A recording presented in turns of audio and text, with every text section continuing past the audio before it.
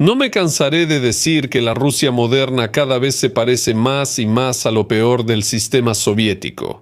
Putin y su camarilla de chequistas hicieron todo lo posible para revivir la URSS, no solo externamente, sino también desde adentro.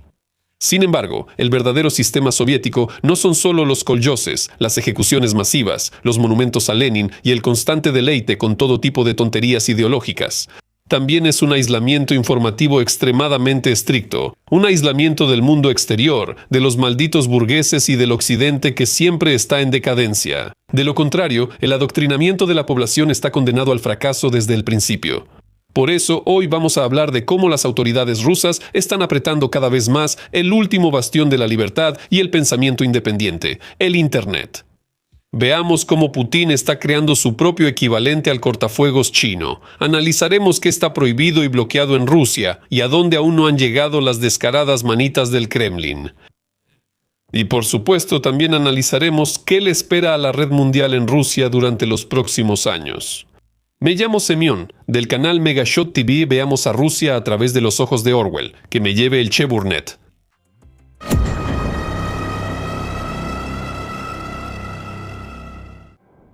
¿Cómo empezó todo? El bloqueo de Internet en Rusia no empezó ayer ni anteayer, sino al menos hace unos 15 años. И постоянно усовершенствовалась. Se volvía cada vez más extensa y técnicamente sofisticada. Sin embargo, en los primeros años del gobierno del exteniente coronel de la KGB no hubo una persecución seria contra la red mundial. Por cierto, en esto Rusia se diferencia de China. Allí, el Partido Comunista gobernante vio en Internet una amenaza a su poder casi de inmediato. Y ya desde mediados de los años 90 comenzó a crear deliberadamente su famoso cortafuegos. Finalmente, el llamado sistema Escudo Dorado entró en funcionamiento en 2003.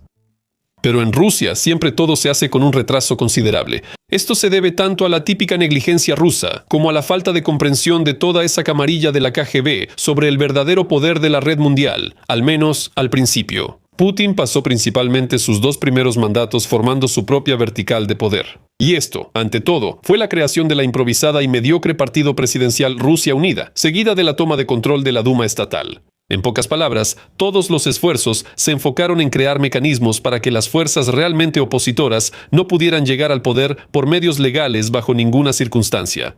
Y para eso, el recién nombrado dueño del Kremlin, ante todo, domesticó a los medios de comunicación tradicionales, y por supuesto, en primer lugar, la televisión, porque en esos años, precisamente la televisión en la sala era la principal herramienta para influir en la mentalidad y el ánimo de las masas, y a principios de los años 2000, solo unos pocos millones usaban Internet. En las regiones más remotas ni siquiera conocían esa palabra, pero el tiempo seguía avanzando inexorablemente, y hasta en la ya marginada provincia rusa aparecieron el Internet ilimitado y los gadgets chinos baratos. Y lo más importante, se formó una cultura de Internet completa, para la cual la libertad en la red mundial no es un privilegio, sino algo que se da por sentado como una norma de vida. Así empezaron a pensar no solo los jóvenes, sino también personas de 30 a 40 años. En pocas palabras, una isla de libertad en el espacio virtual, que los agentes de seguridad al principio no consideraban peligrosa, de repente creció hasta el tamaño de un continente entero, y había que hacer algo al respecto. No está bien que un hombre ruso común pueda recibir información de fuentes equivocadas. Y, lo que es más peligroso, sacar algunas conclusiones que no son del todo agradables para las autoridades. Toda esa libertad tenía que ser detenida, y de inmediato. Para empezar, en 2008 apareció el principal supervisor de toda la censura, Roskomnadzor. Un organismo que ahora actúa en secreto y no solo en secreto, prácticamente no hay material. Todos los especialistas en TI rusos, este organismo se volvió similar al Glavlit soviético. Los espectadores que vivieron en la época de la URSS tal vez recuerden que el Glavlit era como una especie de ojo que todo lo veía, no solo en la prensa escrita, sino incluso en la radio y la televisión. Sin su sello, en la Unión Soviética no podía salir ni un solo periódico, ni un solo libro, ni siquiera una etiqueta en una caja de cerillos. Y hoy, en la era digital, una función similar la cumple, en esencia, el mencionado Roskomnadzor. Es precisamente a él a quien el Kremlin autorizó para exigir a los proveedores que bloqueen sitios web y servicios digitales indeseables. Y luego todo empezó a suceder rápidamente, más aún porque las protestas antiputinistas en la Plaza Bolotnaya en diciembre de 2011 aceleraron el proceso de endurecimiento en Rusia. Las autoridades por primera vez se dieron cuenta seriamente de que las redes sociales se habían convertido de hecho en una herramienta para organizar manifestaciones eludiendo la televisión controlada. Por eso, ya en 2012 se aprobó la Ley de Listas Negras, que legalmente creó un registro único de sitios prohibidos. 2 años después, la anexión de Crimea y el inicio de la guerra híbrida en Donbass llevaron al endurecimiento de la dictadura de Putin. El califa del Kremlin cada vez jugaba menos el papel de un demócrata moderado ante el progresista Occidente. Y como consecuencia, la Fiscalía General obtuvo el derecho de bloquear sitios web sin orden judicial por el llamado extremismo. Por cierto, el extremismo rápidamente se convirtió en una acusación universal, una especie de equivalente al enemigo del pueblo en la URSS, porque bajo este término, si se quiere, se puede incluir a cualquiera o cualquier cosa. Ya sea participar en una manifestación en el centro de Moscú o hacer un comentario en redes sociales que no le guste a la censura, en general, cualquier cosa.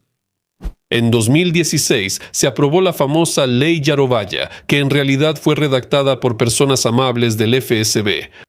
Obligó a los proveedores a almacenar la correspondencia y las grabaciones de las conversaciones de los usuarios, así como a proporcionar las claves para descifrar los mensajes a los servicios de inteligencia. Y en 2019 fue algo increíble, la Ley sobre el Internet Soberano, que ya abiertamente establecía un objetivo bastante concreto. Crear en el país una infraestructura que permitiera aislar completamente el segmento ruso de Internet. Es decir, básicamente crear su propio análogo del famoso firewall chino. Como se dice ahí, lo grande empieza con lo pequeño, lo que ya han logrado aplastar. Sin embargo, la prohibición verdaderamente masiva, dura y dirigida, comenzó en 2022, desde el inicio de la invasión a gran escala en Ucrania, y se implementaron precisamente como reacción a las protestas contra la guerra en muchas ciudades rusas. Y también para que el ciudadano ruso promedio supiera menos sobre lo que realmente está pasando en el frente, no sea que empiece a dudar de la corrección y justicia de la operación militar especial. Y para que se quede callado, porque si no, ya te pueden abrir una causa penal por difundir noticias falsas sobre el ejército ruso.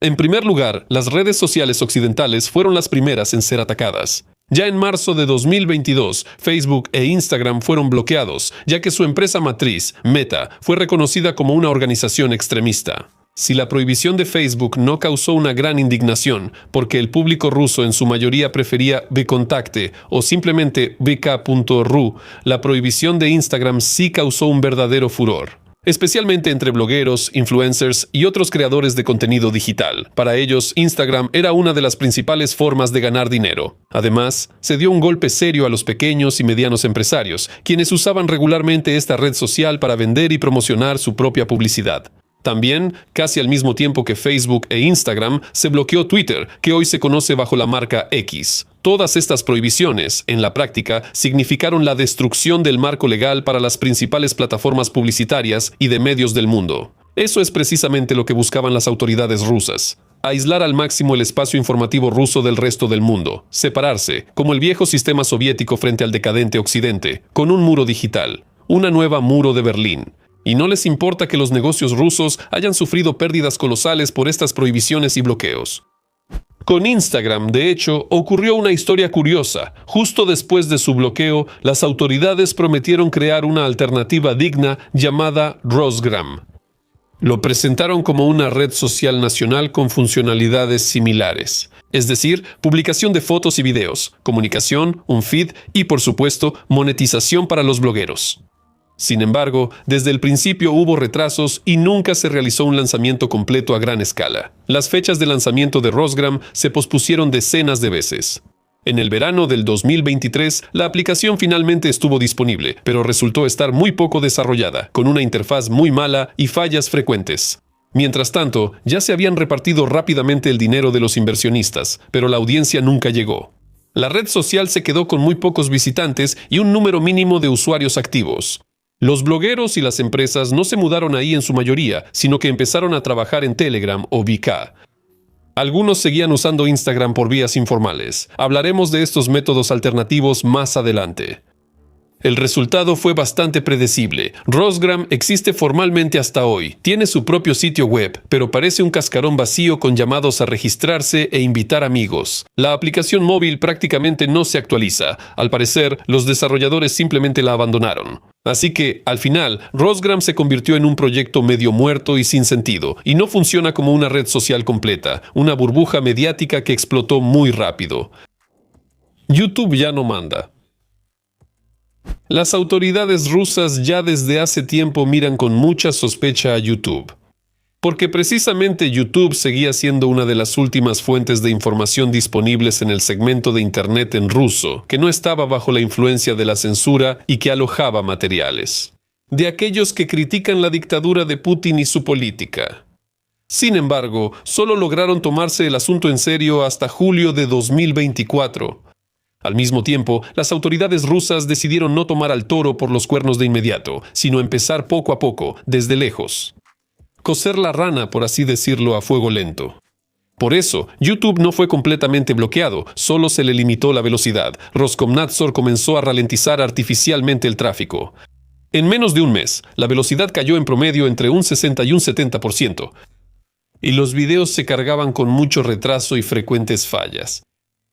Al mismo tiempo, la propaganda oficial sobre YouTube, aunque realmente suave, insistía en dejar el dañino YouTube estadounidense y cambiarse a los servicios nacionales adecuados, como RuTube y VK Video, que como bien adivinaste, estaban completamente controlados por personas de civil, de Lubyanka. Además, tenían un montón de fallas técnicas, entre las cuales estaban una interfaz sumamente incómoda y problemas con la monetización.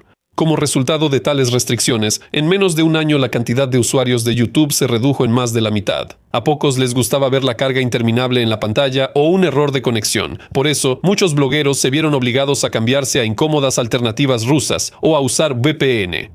A principios de 2026, la ralentización de YouTube se convirtió de facto en un bloqueo. En las computadoras, los videos dejaron de cargarse incluso después de largos periodos de espera. La aplicación móvil funciona de manera extremadamente inestable. En algunas regiones y con ciertos operadores, por ejemplo a través de redes móviles, los videos aún pueden reproducirse, pero a menudo solo en una calidad extremadamente baja, 144 o 360 píxeles. De esta manera, hoy en día YouTube en Rusia solo funciona para quienes están dispuestos a usar varios trucos, pero para el usuario común sin preparación se ha vuelto prácticamente inaccesible. Aún no está completamente bloqueado, como Facebook, pero se ha convertido en un servicio sumamente incómodo, al que es simplemente imposible acceder sin conocimientos técnicos avanzados y herramientas VPN de pago. Eso es precisamente lo que la censura rusa ha estado buscando durante muchos años. Continuación, parecería que, ya que YouTube, como la principal fuente de información no deseada, ya no está disponible para el ruso común, debería darse un golpe también a su empresa matriz. Después de todo, como todos saben, YouTube pertenece a Google. Sin embargo, Google sigue funcionando con bastante libertad en Rusia. Además, no solo funciona el buscador, sino también los servicios relacionados, Google Maps, Google Drive, el correo Gmail y, por supuesto, Google Play. Es todo un fenómeno. La explicación de esta paradoja anticientífica es absurdamente simple y es muy característica de un país tan avanzado y de alta tecnología como Rusia. Simplemente no hay con qué reemplazar Google, al menos por ahora. Todavía no se les ha ocurrido a los súper avanzados especialistas en TI de Lubyanka con qué se puede reemplazar un servicio al que está vinculada, si no la mitad, al menos la mayor parte de Internet y los servicios relacionados con ella. Más precisamente, el propio buscador como tal sí se puede reemplazar. Por Yandex. Este buscador ruso es promovido por las autoridades. Durante décadas lo han estado promoviendo activamente como una alternativa digna al producto de los gringos, Google, pero no ha funcionado muy bien. La calidad de los servicios no da la talla. Aunque, debo admitir, la cobertura de Yandex sigue creciendo cada año, pero hoy en día, Google no es ante todo un buscador, sino el sistema operativo Android, en el que funcionan casi todos los teléfonos inteligentes importados de China, y más del 90% de los rusos los usan. Por eso, un bloqueo total de Google simplemente convertiría todos estos dispositivos en ladrillos. Como opción, claro, se podrían usar para romper nueces. Pero difícilmente podrán hacer algo más. Como pueden ver, se está formando una tendencia bastante clara. Si Rusia logró crear algún tipo de sustituto que funcione más o menos, por ejemplo, el mismo RuTube o VK Video, entonces bloquean el original. Pero si las fuerzas no alcanzan, entonces se ven obligados a aceptar la realidad, al menos por un tiempo. Hasta que no hagan algo improvisado, aunque se vea horrible, pero al menos parece científico. El Rosgram hecho con las uñas es un ejemplo de eso. Pero en el caso de Google hay otro detalle inusual. Tampoco quieren bloquearlo. Atención, al menos hasta que no le saquen el dinero. Multas, recargos y penalizaciones por el hecho de que la administración de Google se atrevió a bloquear los canales de propaganda en YouTube, en ese entonces, cuando todavía se podía usar YouTube sin VPN. Como Google naturalmente se negó a pagar algo, las autoridades rusas le empezaron a pasar la cuenta, y por eso la suma de la deuda crecía literalmente en progresión geométrica, y alcanzó cifras verdaderamente astronómicas. Y ahora, atención, el 18 de febrero de 2026 se formó la suma final de la deuda. Según la decisión de la Corte Suprema de la Federación Rusa, Google debe pagar a 13 canales de televisión y 3 compañías de medios 91.5 quintillones de rublos. ¿Qué dirán ustedes? ¿Qué clase de suma es esa? ¿Qué clase de número es ese? Lo explico en detalle. 1 trillón es un 1 con 18 ceros, 1 millón de billones. Para que sea más claro para ustedes, lo diré así. Según diferentes estimaciones, si sumamos el PIB de todos los países del mundo, desde Papúa Nueva Guinea hasta Estados Unidos y China, será aproximadamente de 100 a 125 billones de dólares, y aquí es casi 1 millón de veces más. Ustedes dirán que es un absurdo, y sí, es un absurdo, más aún porque los propagandistas del Kremlin ni siquiera pueden pronunciar ese número en voz alta, parece que lo ven por primera vez. Pero el asunto no es que nadie vaya a pagar esas sumas jamás, ni siquiera se trata de doblegar simbólicamente a Google. Se trata de domesticar a esas empresas de tecnología occidentales que aún quedan trabajando en el mercado ruso, hacerlas obedientes y complacientes. Porque ahora, si algo no le gusta a las autoridades, los negocios extranjeros simplemente quedarán atrapados en una deuda interminable. Así que la herramienta de presión legal se ha convertido en una herramienta de intimidación. Es algo tan natural, tan propio de Rusia. Его Величество Telegram. Durante mucho tiempo, los servicios secretos rusos no tocaron las aplicaciones de mensajería, excepto quizás Telegram. Pero de eso hablaremos más adelante. En general, se consideraba que el principal peligro para el régimen eran los sitios web clásicos y las redes sociales. Fueron precisamente ellos, como ya entendieron, los que se bloqueaban en primer lugar. Además, bloquear una aplicación de mensajería era mucho más difícil desde el punto de vista técnico. Muchos especialistas en TI que trabajaban para el gobierno afirmaban directamente que prohibir las aplicaciones de mensajería era como matar moscas a cañonazos. Mucho esfuerzo para poca ganancia. Bueno, y con el inicio de la guerra a gran escala con Ucrania, la situación volvió a cambiar drásticamente. Las aplicaciones de mensajería, y especialmente Telegram, básicamente se convirtieron en las principales fuentes de información. No estaban sujetos a la censura estatal. Ahora los mensajeros ya no se percibían solo como medios de comunicación privados, sino como poderosas herramientas para la coordinación entre diferentes grupos de personas.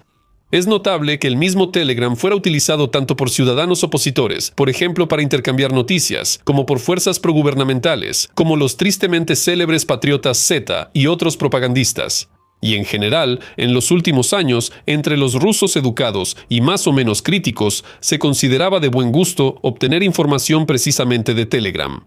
Por eso, después de acabar con Facebook, Instagram y Twitter, y de comenzar a ralentizar YouTube de forma generalizada, Lubyanka también se puso a atacar los mensajeros. Además, para ese momento, los servicios de inteligencia ya estaban más avanzados técnicamente. Comenzaron a implementar los llamados sistemas TSPU. Medios técnicos para contrarrestar amenazas. Permiten filtrar el tráfico de Internet de manera más precisa y bloquear de forma más dirigida. En 2024, Signal, Viber y Discord, menos conocido por el público en general, también fueron afectados. De hecho, Signal fue bloqueado precisamente porque gracias a su sistema de cifrado único, el FSB no pudo descifrarlo en varias ocasiones. Por eso, el régimen de Putin recurrió al conocido método de Stalin. Si no hay mensajero, no hay problema. El mensajero más popular del mundo, WhatsApp, resistió un poco más. Aquí el bloqueo se implementó por etapas. Primero, en agosto del año pasado, se volvió imposible usar llamadas de voz y videollamadas. Después, como ocurrió con YouTube, empezaron a ralentizar artificialmente el tráfico y a imponer otras restricciones técnicas. Y desde febrero de 2026, Roskomnadzor pasó al bloqueo total. Ahora WhatsApp en Rusia solo funciona a través de VPN. Y aún así, solo mensajes de texto. Las fotos y videos a menudo se envían con retrasos, no se cargan o llegan incompletos. Es decir, la situación aquí es similar a la de YouTube. Si técnicamente no es posible organizar un bloqueo total al 100%, entonces hay que hacer que el uso del servicio no deseado sea lo más problemático posible para el usuario, para que, debido a las molestias constantes, el usuario termine por dejar de usarlo por sí mismo. Bueno, ahora hablemos de Telegram. El asunto es que Roskomnadzor ya intentó eliminarlo por completo entre 2018 y 2020. Sin embargo, en ese entonces no pudo lograrlo. Sobre todo porque su creador, Pavel Durov, diseñó su proyecto para que fuera lo más resistente posible a la censura y los bloqueos de cualquier gobierno, incluyendo regímenes autoritarios. Por eso, Telegram se posiciona como una herramienta eficaz para proteger la privacidad y la libertad de expresión contra la intervención y censura del gobierno. Por eso, durante mucho tiempo, Roskomnadzor no sabía cómo abordarlo. Además, Telegram era y sigue siendo el canal de comunicación más popular en Rusia. Sin embargo, ahora Lubyanka utiliza herramientas técnicas mucho más avanzadas. Estos filtros inteligentes en las redes de los proveedores no solo pueden bloquear una dirección IP, sino también reconocer el patrón característico del tráfico y ralentizarlo. Y desde febrero de 2026 se pusieron serios con Telegram y empezaron a actuar con nueva fuerza. Actualmente, Telegram sigue funcionando en Rusia, pero con fallas. El tráfico se ha ralentizado en promedio entre un 70 y 80%. Al mismo tiempo, la velocidad varía dependiendo del proveedor y de la región específica. Los mensajes de voz y video simplemente no funcionan. Los mensajes de texto a menudo llegan con retrasos, y los archivos multimedia se cargan muy lentamente o simplemente no se cargan. Cabe señalar que, a diferencia de otros servicios, todavía se puede usar Telegram sin VPN. ¿Pero por cuánto tiempo? Buena pregunta. La experiencia indica que si una dictadura te agarra del cuello con fuerza, difícilmente te va a soltar. Eso no es muy propio de Putin, por así decirlo. Todo será Max. Sin embargo, para consolar a los que extrañan WhatsApp y Telegram, el Kremlin decidió endulzar bastante la píldora. Y creó lo que había soñado desde hace mucho tiempo, su propio mensajero nacional, Max. Aunque aquí la situación es más bien al revés. Los mensajeros normales empezaron a ser bloqueados porque vino al mundo una cosa tan horrible como Max. Perdón a todos los Max. Así salió, fue como un juego de palabras raro. Al crear su propio mensajero, controlado exclusivamente por sus propios servicios secretos, las autoridades rusas decidieron no complicarse mucho y plagiaron al máximo los desarrollos chinos. Allí, los especialistas en tecnología no solo crearon un mensajero nacional llamado WeChat, sino todo un ecosistema todo en uno. En China, WeChat dejó de ser solo un chat hace mucho tiempo. A través de él se paga, se pide comida, se solicita taxi, se comunica con las autoridades y se hacen negocios. Exactamente siguieron el mismo camino los creadores de Max. Según su idea, debe usarse no solo para la comunicación, sino también para la identificación digital de la persona, el pago de multas, servicios públicos y otros servicios. Max está completamente integrado con los servicios rusos, la banca en línea y los servicios gubernamentales. Pero precisamente ahí radica el plan diabólico. Desaparecen los últimos restos de privacidad en el espacio virtual. Como Max está estrictamente vinculado a las bases de datos estatales, el registro se realiza ya sea a través de una cuenta de servicios gubernamentales o mediante un número de teléfono verificado que no se puede adquirir sin pasaporte, así que no hay anonimato. Además, a diferencia de Telegram o WhatsApp, todas las claves de cifrado y los datos del usuario se almacenan en servidores dentro de Rusia y están disponibles para el FSB, la policía y otras fuerzas de seguridad con solo una solicitud. Ni siquiera se necesita una sanción formal de un tribunal. Por eso no es sorprendente que la gente, en broma, descifre este nuevo milagro de la producción rusa como el policía en tu teléfono. Es gracioso imaginarlo, pero para que no se repita la historia de Rosgram, a los rusos los están obligando a usar Max, a la fuerza. Justo como hace 100 años, cuando obligaban a los campesinos a unirse a los koljoses. Y aunque no hay una obligación legal, los médicos, maestros y otros empleados públicos, así como los funcionarios y otros trabajadores de las estructuras estatales, fueron literalmente obligados por la administración a instalar Max en sus teléfonos personales. Dicen que es por una orden que viene de arriba. También los alumnos de escuelas y estudiantes universitarios se ven obligados a instalar Max. Porque, para poder pasar una simple prueba, un estudiante de secundaria tiene que instalar Max en su dispositivo, ya que ya lo integraron a la plataforma educativa Esfera. Sin embargo, eso no fue suficiente. Por eso, a partir del 1 de septiembre de 2025, todos los teléfonos inteligentes y tabletas que se vendan legalmente en Rusia deberán tener obligatoriamente el famoso Max preinstalado. Así que ahora ya no es solo una herramienta para mensajes, ni una plataforma digital multifuncional que reúne muchos servicios para la comodidad del ciudadano.